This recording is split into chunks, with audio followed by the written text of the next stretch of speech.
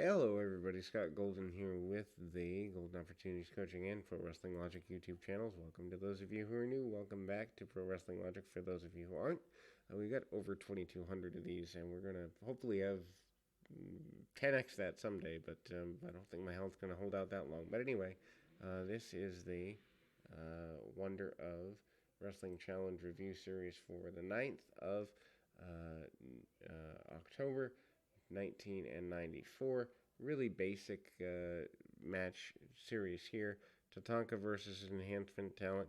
Tatanka, of course, joining the $1 Million Corporation in a few weeks before. Lex Luger also talking about feeling pretty betrayed by Tatanka in the last little while. They continue to do their house show series going around the bend, and pretty basic here.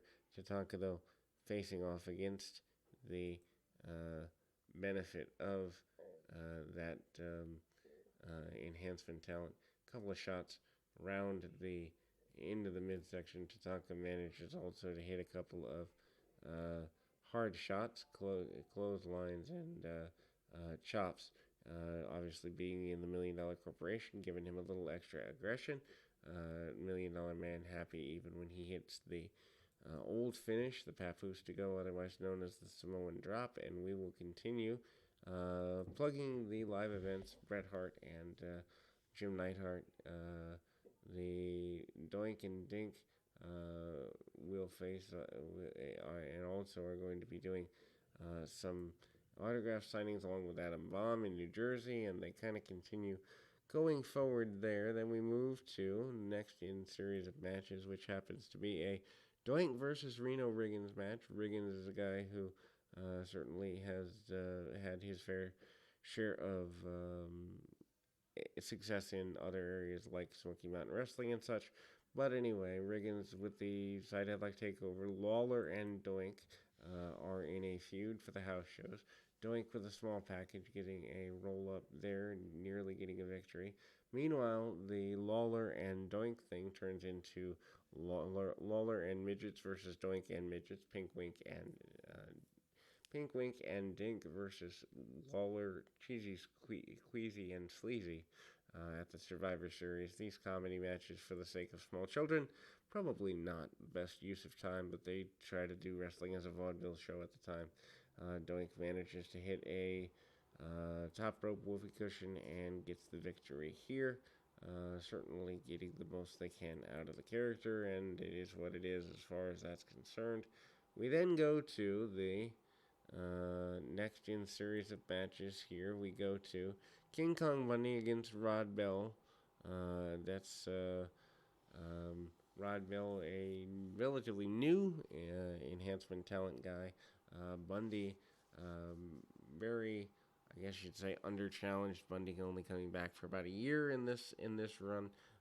Not exactly happy with things the way they are. And Bundy hits a shoulder tackle. Also a member of the $1 Million Corporation for the time he's here. They never really give him much to do because apparently Scott Hall, Kevin Nash weren't exactly Bundy fans.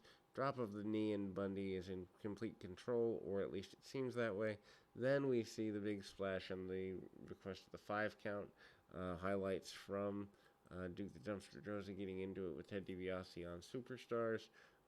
And, of course, the $1 Million Corporation coming to DiBiase's age. Also, Shawn Michaels and Diesel basically calling themselves the best tag team in WWF history, as they are relatively undefeated. Then we go to Sparkplug Holly against Red Tyler. Deep arm drags and the like. Also hits the drop kick and the top rope splash, as it were. Bob Holly in complete control of that one. Undertaker and Paul Bearer with an interview, basically where they say that not Bret Hart, but none other than Yokozuna going to rest in peace at the Survivor Series. Kind of hyping the casket match they're doing around the horn, so to speak. Quang and Kevin Kruger. Quang with a couple of punches, kicks, back kick, axe kicks, and other such things. Spinning wheel kick and a win for Quang. Quang, of course, still managed by Harvey Whippleman here. hype for the WWF magazine, and some highlights of Raw, which I'll cover when I go do Raw. Not looking forward to those 1,500 shows for sure. Raw only good for about 3 or 4 years out of the entire almost 30-year run, at least in my opinion. Anyway, Krang defeating Kevin Kruger as mentioned before. Then we go to Owen Hart against Todd Webb. Owen Hart not exactly in the best of situations after Bret Hart taking things around and beating him so soundly at the SummerSlam pay-per-view. Webb misses a dropkick, and Owen comes in and hooks the sharpshooter in a match that runs about 2 minutes here. And of course, Owen Hart still kind of teasing that. More new generation type stuff. Razor Ramon talking to a priest behind a confessional. Just kind of funny. Anyway, Rock Warner against Adam Bomb. Adam Bomb's now your babyface. Has the fans up on their feet and doing what they do. Some basic stuff there. Clotheslines, suplex, and a power bomb, and then the snap suplex and the meltdown pump handle slam by Adam Bomb, getting a victory for him as we go to the next in series of shows here. We'll be back with more right after this.